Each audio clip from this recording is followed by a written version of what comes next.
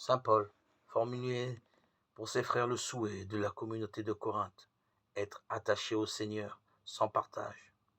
Seule cette attitude nous donnera la force de rester disponible à la volonté de Dieu comme Samuel. Dieu donne à ce fils de roi ta justice. Psaume 7, psaume 71, 2. Le psaume 71 nous transporte au temple de Jérusalem au cours de la cérémonie du sacre d'un nouveau roi. Et voici la prière qui s'élève du cœur de tous les assistants. Dieu donne au roi tes pouvoirs, à ce fils de roi ta justice. La justice ici veut dire conformité au projet de Dieu. Or, qu'est-ce qui est juste aux yeux de Dieu? Quel est en définitive le projet de Dieu? Que chacun de ses enfants puisse avoir les moyens de s'épanouir.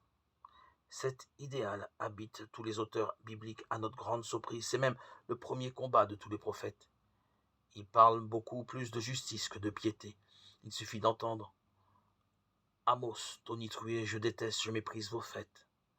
Éloignez de moi le tapage de vos cantiques, que je n'entende pas la musique de vos harpes, mais que le droit jaillisse comme une source, la justice comme un torrent qui ne tarit jamais. Amos, chapitre 5, 21, 24.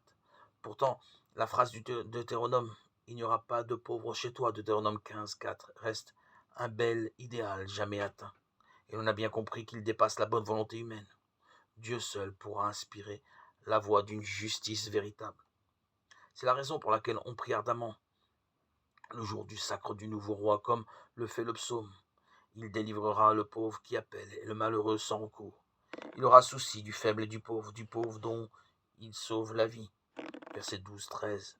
De toute évidence, et c'est heureux, au long des siècles, cet idéal de justice se répand trop lentement, mais sûrement dans l'humanité.